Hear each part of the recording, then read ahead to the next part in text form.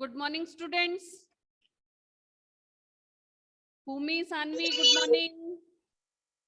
Good morning ma'am. आवाज आ रही है मेरी? Yes ma'am. गुड।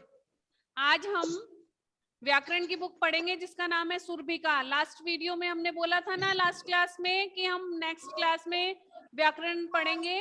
तो सुरभिका वाली बुक निकालो, चैप्टर नंबर 1 जिसका नाम है भाषा। माइक म्यूट करो बेटा। गुड मॉर्निंग शौर्य।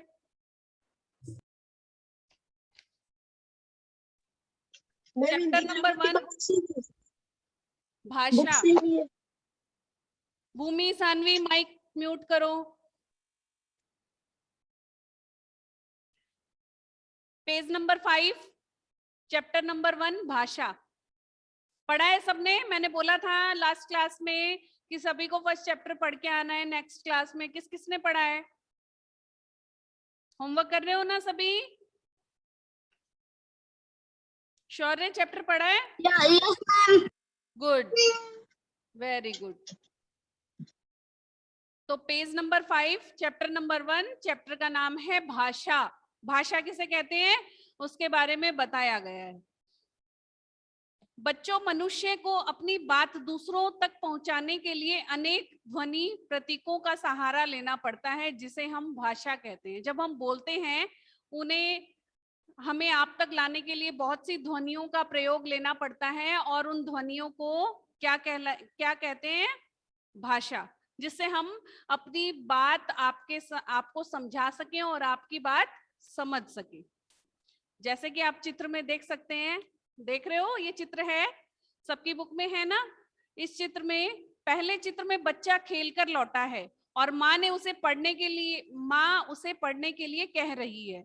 बच्चा उनकी बात सुनकर समझ रहा है तथा उनकी बात का जवाब दे रहा है। जब बच्चा खेल के आया है, उसके हाथ में बॉल है ना, सब देख रहे हो, तब खेल के आया, तब उसकी माँ ने कहा कि अब तुम खेल आए, अब तुम पढ़ो। किससे बोला? मुंह से। जो उसको बात समझाई वो उस बच्चे को समझ में आई और उसने उसका जवाब भी दिया समझकर। जो अपने मन के भावों को प्रकट करते हैं, जो भी हम बोलना चाहते हैं, सामने वाला उसको समझ रहा है, तो ये हम भाषा के माध्यम से ही करते हैं। फिर दूसरे चित्र में देखो, बच्चा फोन पर बातचीत करके अपनी बात समझा रहा है। किसी से भी फोन कर सकता है, मम्मी से, पापा से, नानी से, दादी से, किसी से भी फोन पे बात करते हो ना, आप लोग भी करते हो ना मोबाइल पे। तो ऐसे ही बच्चा टेलीफोन पे बात कर रहा है और अपनी बात दूसरे को समझा रहा है। किसी फ्रेंड से भी कर सकता है। फिर है तीसरे चित्र में, अनु अपनी बात लिख कर बता रही है। इसके हाथ में पेन है और नीचे कॉपी है, तो उसको जो भी बात कहनी है वो लिख कर उसको समझा रही है। चौथे चित्र में रीना लिखे हुए को पढ़कर समझ रही है। भूमि, सानवी, माइक म्यूट करो। चौथे चित्र में जो रीना है वो उस लेटर को पढ़ रही है, कोई भी लेटर पढ़ रही है और उसको समझ रही है। पांचवें चित्र में यातायात, पुलिस का सिपाही संकेतों के माध्यम से यातायात को नियंत्रित कर रहा है, अर्थात संकेतों से अपनी बात आने जाने वालों को समझा रहा है। जो ट्रैफिक पुलिस रहती है, आपने देखा होगा, अपने भी बहुत है झुंझुनू में, तो वो कोई भी गाड़ी को आने जाने के लिए किसी को रोक रही है, किसी को जाने के लिए कह रही है, तो वो इशारों से, संकेत मतलब इशारों से, हाथ का इशारा, आंख का इशारा, अंगुली का इशारा या थंब का, जो भी है, उससे वो समझा रहे हैं कि ना आपको इधर जाना है या उधर जाना है। Page number 6। बच्चों, ऊपर दिए गए चित्रों को देखकर आप समझ गए होंगे कि आप अपनी बात को दूसरों तक पहुंचाने के लिए हम उस बात को बोलकर, सुनकर, लिखकर, पढ़कर और संकेतों का सहारा लेते हुए दूसरों तक पहुंचाते हैं। दूसरे उसे कहीं माध्यमों से समझते हैं। कि इसमें क्या बताया, जो भी हमें बात, जैसे मैं आपको पढ़ा रही हूँ, मैं बोल के पढ़ा रही हूँ, आप सुन भी रहे हो, कान से सुन रहे हो, समझ में आ रही है ना। तो जो भी बात हम अगर बोल के समझाते हैं या लिख के समझाते हैं और सामने वाले को समझ में आ रही है, उसके लिए हमारी भाषा जो है सरल होनी चाहिए, उसके समझ में आना चाहिए। ऐसे हार्ड वर्ड्स यूज में नहीं लेने चाहिए जिससे दूसरे को हमारी भाषा या बात समझ में ना आए। संकेतों की भाषा भाषा का सांकेतिक रूप कहलाती है। संकेत मीन्स इशारा। जैसे मम्मी बोलती है, मतलब ये बोलती नहीं है, आपके घर में कोई गेस्ट आ जाता है और चुपचाप बुलाती है आपको इशारा करके हाथ से, तो वो क्या है? संकेत है, यानी इशारा है कि मम्मी बुला रही है और हमें जाना है, अगर आप समझ गए हो तो। ठीक है। परंतु कई बार संकेत स्पष्ट ना होने के कारण बात स्पष्ट समझ में नहीं आती, इसलिए भाषा का यह रूप मान्य नहीं है। क्या बताया? कई बार कोई भी इशारा करता है, मम्मी कोई भी इशारा करे या आपका फ्रेंड कोई भी इशारा करे और आपको वो चीज समझ में नहीं आ रही है कि वो सामने वाला क्या कह रहा है, किस चीज का इशारा कर रहा है, तो वहां पे वो संकेत गलत होते हैं। उनको समझाना नहीं आ रहा है, उनको इशारा सही नहीं करना आ रहा है कि ना हम अपनी बात को कैसे समझाएं। अतः भाषा को सरलता से समझने के लिए इस प्रकार परिभाषित किया जा सकता है। भाषा की परिभाषा दी गई है, देखो आप, पूरे ये ऑरेंज कलर की पट्टी है, इसमें रेड कलर के वर्ड्स लिखे हुए हैं। भाषा के माध्यम से हम अपने विचार दूसरों तक बोलकर या लिखकर पहुंचाते हैं और दूसरे की बात समझते हैं, यही भाषा है। क्या बताया कि भाषा के माध्यम से हम बोलकर कुछ भी, या जैसे मैं आपको समझा रही हूँ तो मैं बोल के बता रही हूँ ना, तो यहाँ हमारी मौखिक भाषा है।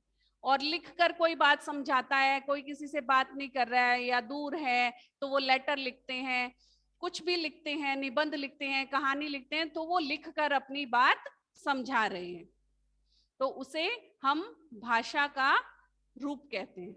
भाषा के रूप, भाषा के रूप बताए गए हैं दो, मेन दो रूप है, पर होते तीन रूप है बच्चों। पहला है मौखिक भाषा, दूसरा है लिखित भाषा, तीसरा है सांकेतिक भाषा। मौखिक भाषा किसे कहते हैं? जो हम बोलकर, मुंह से बोलकर दूसरे को समझाते हैं और दूसरा वाला उसको सुनकर, माइक ऑफ करो बेटा, और दूसरा व्यक्ति उसे समझकर, सुनकर हमारी बात समझ जाता है, वो हमारी मौखिक भाषा है। मौखिक भाषा की परिभाषा है ये, देखो, मौखिक भाषा में विचारों को बोलकर प्रकट किया जाता है। इसमें एक व्यक्ति बोलने वाला और दूसरा व्यक्ति सुनने वाला होता है। जैसे मैं आपको बोल रही हूँ और आप लोग सुन रहे हो ना एकदम चुपचाप बन के, वैसे ही मौखिक भाषा में होता है। और इसका उदाहरण है, जैसे टेलीफोन पे हम बात कर रहे हैं, किसी से भी बात करते हैं, तो एक आदमी बोल रहा है, अगर दोनों बोलेंगे तो आवाज या बात कुछ भी समझ में नहीं आएगी। एक बोलेगा और दूसरा सुनेगा, तब वो बात हमारे समझ में आएगी। कविता सुनाना, गाना गाना, भाषण देना आदि, ये किस में आता है? मौखिक भाषा में आता है। फिर है हमारी लिखित भाषा। लिखित भाषा कौन सी होती है? जो लिख कर हम अपने विचार और भाव प्रकट कर सकते हैं कि हमारे मन में ये बात है, हमें ये अच्छा लगा, हमें ये बुरा लगा, हम उसको लिख कर बता सकते हैं। लिखित भाषा में विचारों को लिखकर प्रकट किया जाता है। इसमें एक व्यक्ति लिखने वाला होता है और दूसरा व्यक्ति पढ़ने वाला होता है। अब जैसे भाषा के दो रूप है, मैं यहाँ क्या कर रही हूं?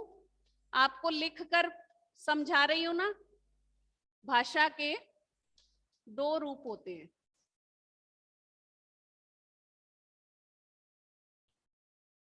हैं, तो मैंने क्या किया? यहाँ पे आपको लिख कर समझाया और आप इसको क्या कर रहे हो? पढ़ रहे हो। पढ़ रहे हो ना, तो इसका मतलब यहाँ पे लिखित भाषा में क्या होता है? एक व्यक्ति लिखने वाला होता है और दूसरा व्यक्ति उसको पढ़कर समझता है, तो वो हमारी लिखित भाषा में आती है। लिखित भाषा के दो रूप हैं, पहला मौखिक भाषा,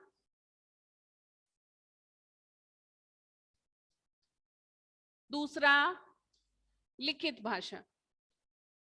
तो मौखिक भाषा मुंह से बोली जाती है, लिखित भाषा लिखकर अपनी बात समझाई जाती है। ओके, ये दोनों ही भाषा के रूप हैं। कितने हैं रूप? भाषा के दो। समझ में आ गया?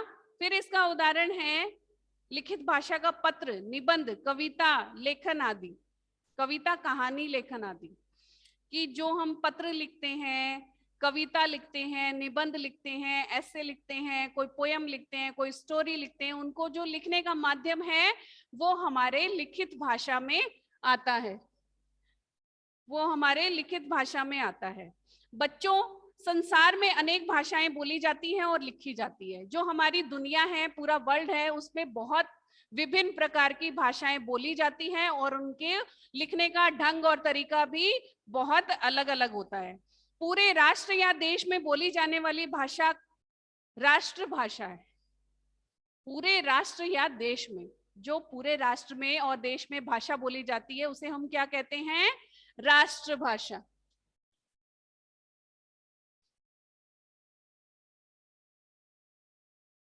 ठीक है। भारत के बहुत से राज्यों में हिंदी भाषा बोली जाती है। बहुत से राज्य हैं जहां पे हिंदी भाषा बोली जाती है, इसलिए हिंदी हमारी क्या है? राष्ट्रभाषा है। राष्ट्रभाषा कौन सी है हमारी? हिंदी। हिंदी क्या है हमारी?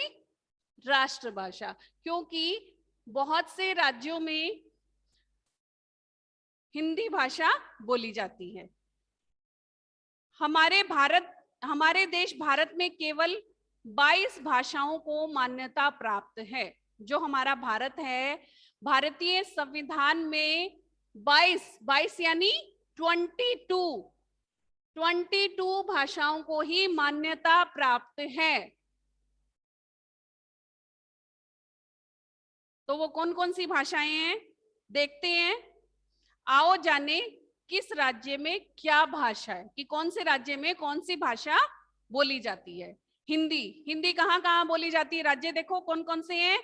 हरियाणा, उत्तर प्रदेश, राजस्थान, बिहार, मध्य प्रदेश, छत्तीसगढ़, झारखंड, दिल्ली।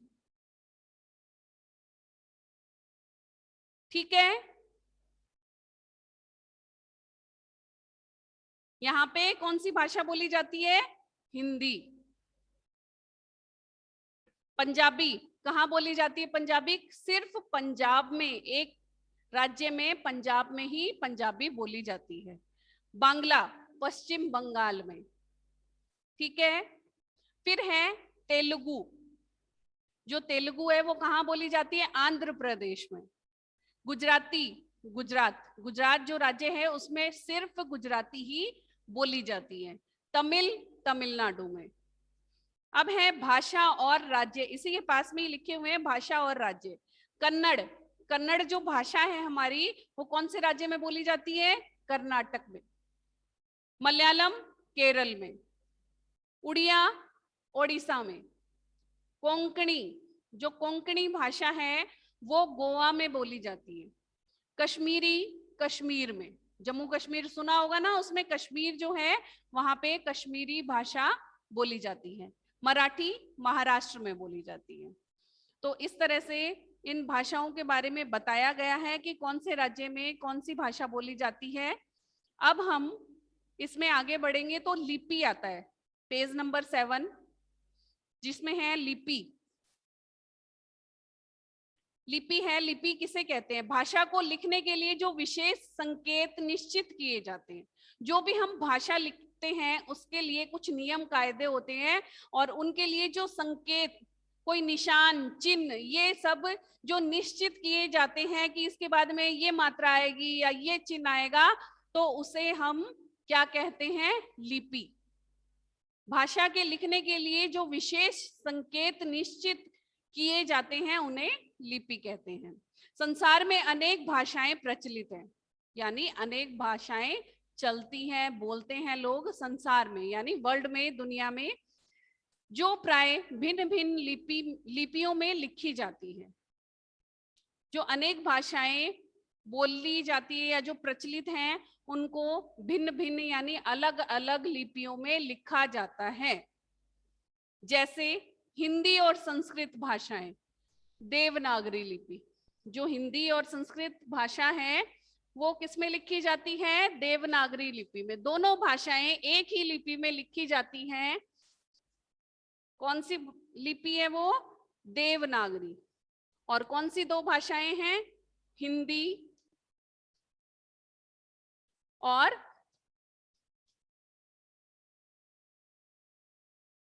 संस्कृत। इनकी लिपि कौन सी है? देवनागरी। देवनागरी लिपि में लिखी जाती है कौन सी भाषा? हिंदी और संस्कृत। फिर है उर्दू की लिपि फारसी है। जो मुसलमान हैं जो उर्दू लिखते हैं या बोलते हैं, लिखते हैं, उसको हम फारसी लिपि में लिखते हैं। उर्दू के लिए फारसी लिपि, फारसी लिपि यूज में ली जाती है या उसका प्रयोग होता है। फिर है अंग्रेजी लिपि रोमन। जो इंग्लिश है हमारी वो रोमन में लिखी जाती है, रोमन लिपि में।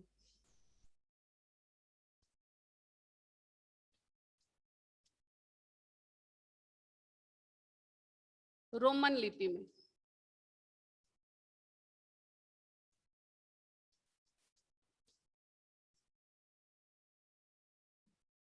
और जो पंजाबी है वो हमारी, उसकी लिपि है गुरुमुखी।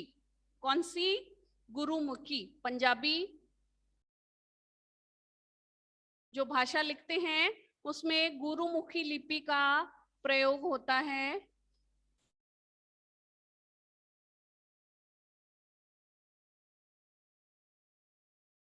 तो इस तरह से सभी भाषाओं की जो भिन्न भिन्न प्रकार की भाषाएं हैं उनके लिए भिन्न भिन्न प्रकार की लिपियों का प्रयोग किया जाता है।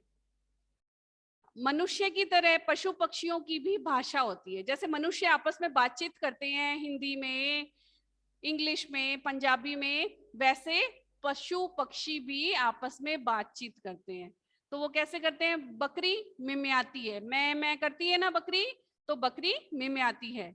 घोड़ा हिनहिनाता है, उसकी भाषा क्या है? हिनहिनाना। कौआ काव काव करता है। गाय रंभाती है, माँ ऐसे बोलती है ना, तो वो क्या है? उसका रंभाना। किसका? गाय का। हाथी चिंघाड़ता है, जोर से चिंघाड़ता है। Page number 8। कोयल कुहू कुहू करती है। बहुत मीठा स्वर होता है कोयल का, बहुत मीठी आवाज होती है। और वो कैसे बोलती है? कुहू कुहू। सबको अच्छी लगती है उसकी ध्वनि, मधुर ध्वनि। फिर है नंबर 7, सांप फुकारता है। फुकार मारता है कौन? सांप। मुर्गा कुकड़ू कू करता है। सुनी होगी आप लोगों ने मुर्गे की बांग, तो मुर्गा कुकड़ू कू करता है। नंबर 9, तोता टे टे करता है ना टे टे। कईयों के तोते बोलते भी हैं, नाम भी लेते हैं, पर लगभग तोते टे टे ही करते हैं। फिर है नंबर 10, शेर दहाड़ता है। देखते हो ना आप टीवी वगैरह में, कार्टून में शेर कैसे दहाड़ता है। तो शेर जब बोलता है तो उसको दहाड़ना है, उसकी आवाज को क्या बोलते हैं? दहाड़ रहा है। नंबर 11, कुत्ता भौंकता है। कुत्ते की आवाज भी आपने सुनी होगी। फिर नंबर 12, मेंढक टर टर करता है। मेंढक की जो आवाज होती है वो टर टर की आवाज होती है। बारिश के टाइम में बहुत निकलते हैं, पानी के पास में बहुत रहते हैं, कभी आप सुनना उसकी आवाज में टर टर की आवाज आएगी। फिर है नंबर 13, बिल्ली म्याऊ म्याऊ करती है। बिल्ली को तो सबने सुना होगा, सबके घर में आती है बिल्ली। और नंबर 14, कबूतर गुटर गू करता है। कबूतर की आवाज भी आपने सुनी होगी, आपके घर में, स्कूल में, बाहर कबूतरों को सभी बच्चे दाना डालते हैं ना, तो कबूतरों की आवाज भी कैसी होती है? गुटर गू। तो आज ही हमारा चैप्टर कंप्लीट हो गया है। अब हम इसका बुक वर्क करेंगे। पहला प्रश्न है, निम्नलिखित वाक्यों में रिक्त स्थानों की पूर्ति उचित शब्द से कीजिए। ये जो रिक्त स्थान दिए गए हैं इनमें हमें सही शब्द लिख के इनको पूरा करना है।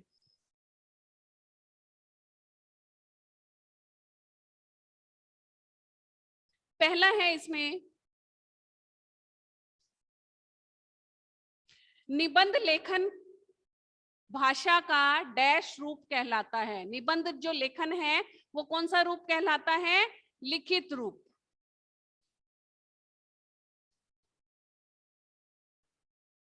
लिखित रूप। फिर है नेक्स्ट, मनुष्य की तरह डैश की भी भाषा होती है। किसकी भाषा होती है? पाठ में पढ़ा है ना अपन ने, पशु पक्षियों की। पशु पक्षियों की।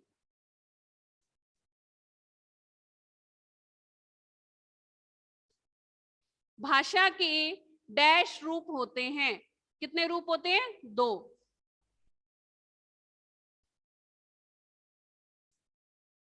फिर है अंग्रेजी भाषा डैश लिपि में लिखी जाती है। कौन सी लिपि में लिखी जाती है अंग्रेजी भाषा? रोमन लिपि में।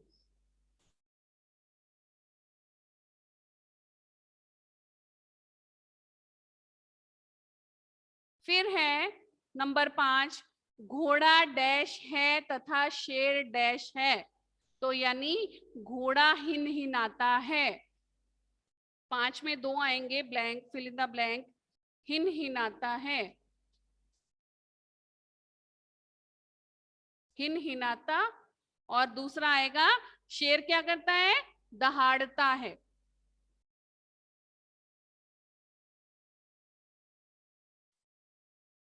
ठीक है, अब हमारा प्रश्न क कंप्लीट हो गया है। प्रश्न ख, निम्नलिखित भाषाओं की लिपियां लिखिए। ये जो भाषाएं हमें दी गई हैं, हिंदी, अंग्रेजी, पंजाबी, उर्दू, संस्कृत, इनकी हमें क्या लिखनी है? लिपियां लिखनी है। तो पहला है हिंदी।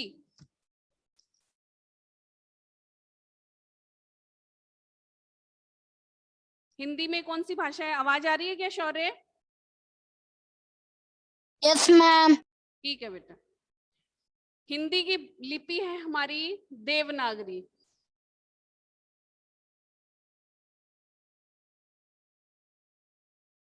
फिर है नेक्स्ट अंग्रेजी। अंग्रेजी की लिपि है रोमन। पंजाबी की गुरुमुखी।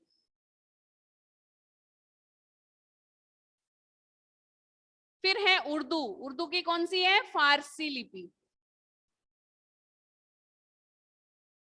संस्कृत देवनागरी लिपि।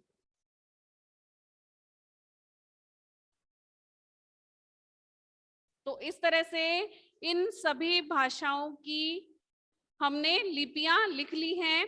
फिर है हमारा प्रश्न ग, निम्नलिखित बोलियां किन पशु पक्षियों की है? ये जो बोलियां दी गई है ये किस किस पशु पक्षी की है, वो हमें लिखना है।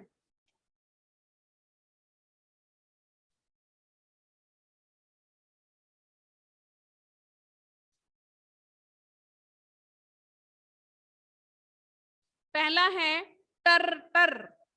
क्या बताया था? टर टर कौन बोलता है? मेंढक। मेंढक। हाँ, मेंढक। फिर है चिंगाड़ना। हाथी चिंगाड़ता है तो हम लिखेंगे हाथी। हाथी। हाँ। रंभाना, गाय। गाय रंभाती है। भूमि सानवी माइक म्यूट करो। कुकड़ूकू, मुर्गा। मुर्गा कुकड़ूकू बोलता है। टे टे कौन बोलता है? तोता। तोता। गुटरगू, गुटरगू कौन करते हैं? कबूतर।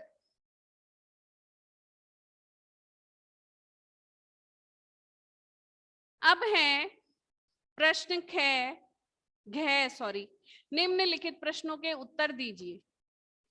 भाषा किसे कहते हैं? भाषा किसे कहते हैं? आपको बताया ना मैंने, यहाँ पे भाषा की परिभाषा है पेज नंबर 6 पे। ये जो ऑरेंज कलर की पट्टी है इसमें रेड कलर से लिखा हुआ है, भाषा के माध्यम से हम अपने विचार दूसरों तक बोलकर या लिखकर पहुंचाते हैं और दूसरों की बात समझते हैं, यही भाषा है। फिर है नेक्स्ट, भाषा के कितने रूप होते हैं? भाषा के 2 रूप होते हैं। लिपि किसे कहते हैं? तो लिपि की परिभाषा दी हुई है पेज नंबर 7 पे। भाषा को लिखने के लिए जो विशेष संकेत निश्चित किए जाते हैं उन्हें लिपि कहते हैं। फिर है भाषा का भारत की राष्ट्रभाषा क्या है? तो इसी में ही आपका उत्तर दिया गया है, भारत की राष्ट्रभाषा हिंदी है। हिंदी। हाँ। अब है प्रश्न अंग, भारत में बोली जाने वाली किन्हीं 5 भाषाओं एवं उनके राज्यों का नाम लिखिए। तो यहाँ हमें भाषाओं के नाम और राज्यों के नाम लिखने हैं।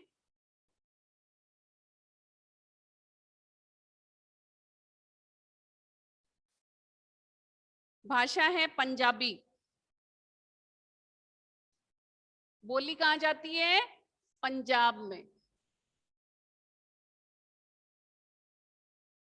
गुजराती कहाँ बोली जाती है? गुजरात में। ये क्या है उसके राज्य? उनके राज्य हैं जहां ये भाषाएं बोली जाती है। मराठी महाराष्ट्र में। महाराष्ट्र में।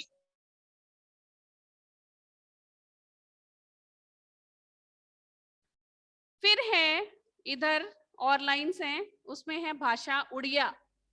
उड़िया बोली जाती है उड़ीसा में।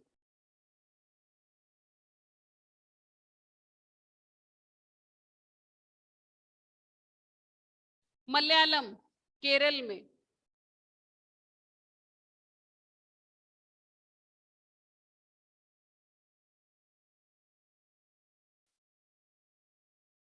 और कन्नड़ कर्नाटक में।